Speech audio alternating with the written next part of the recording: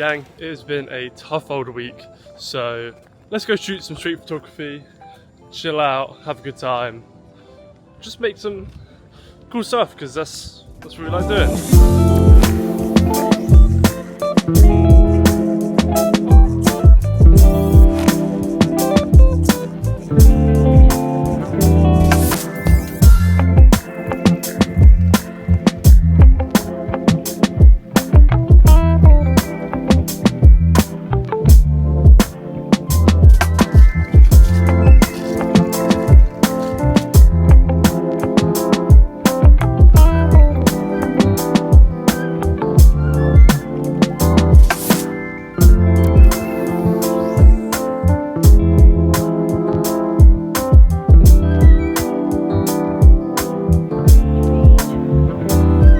I don't think I've shot anything that's truly remarkable just yet, but it's so nice just getting back into flow of things, because it feels like, as with everyone, right, with our jobs, I think I'm so much like mental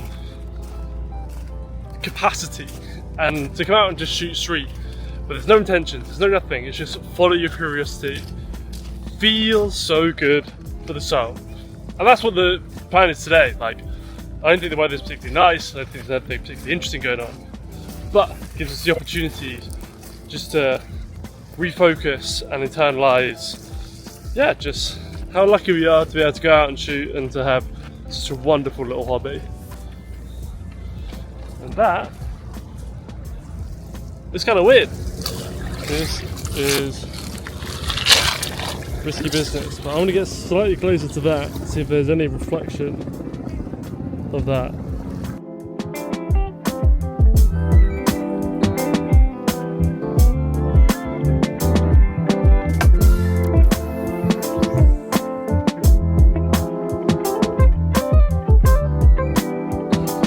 I feel like I need to be on some sort of supreme loyalty scheme bargain, because I am craving some of their coffee.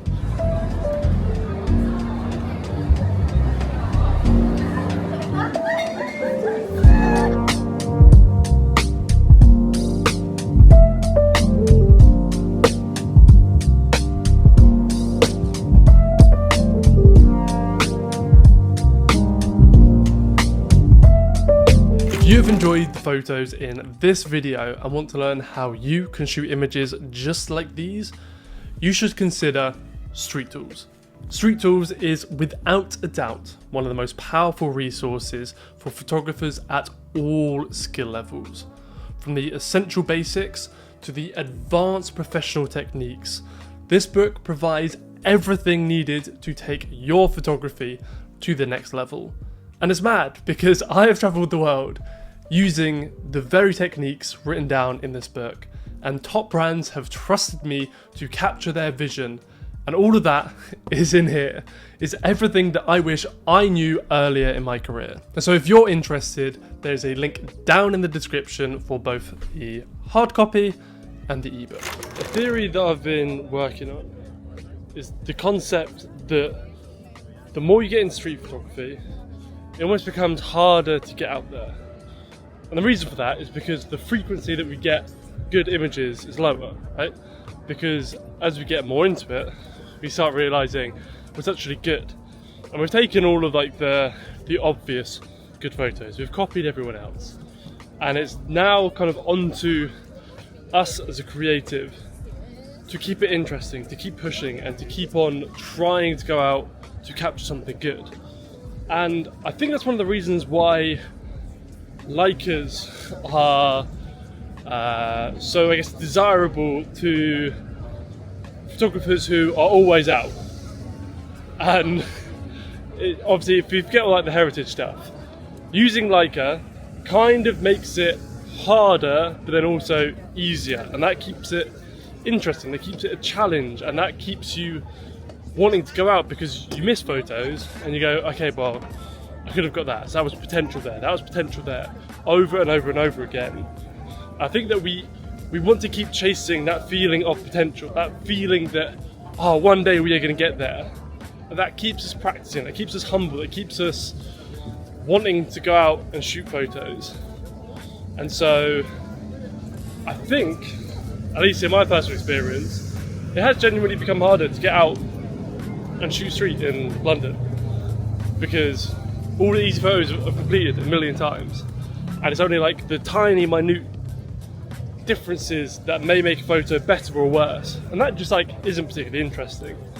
But then there's an off chance you're gonna get the shot, and that's exciting, and that's a feeling that we want to keep chasing. But it's hard because some days you go out, or sometimes you go out and you shoot like 3 days in a row and you get nothing. There's always that little off chance, and that's what keeps it exciting. So it's that potential that keeps us hooked, keeps us coming back and wanting more.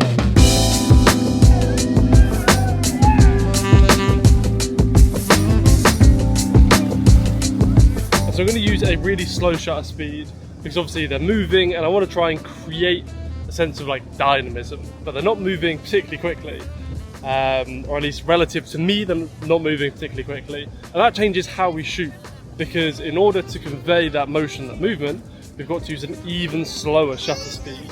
And so I'm going to keep playing, going to keep iterating, and see what we get.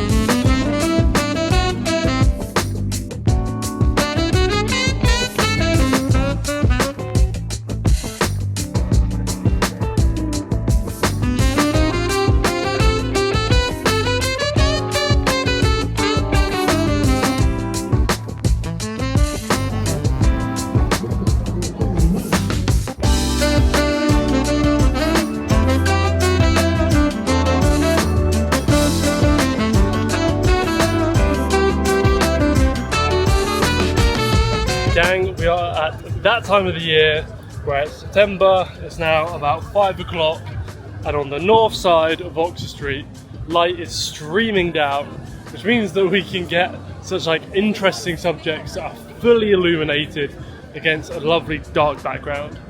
So this is the ultimate Matt Stewart playground. As far as you haven't seen him out today, but let's see what we can shoot. Let's get exploring.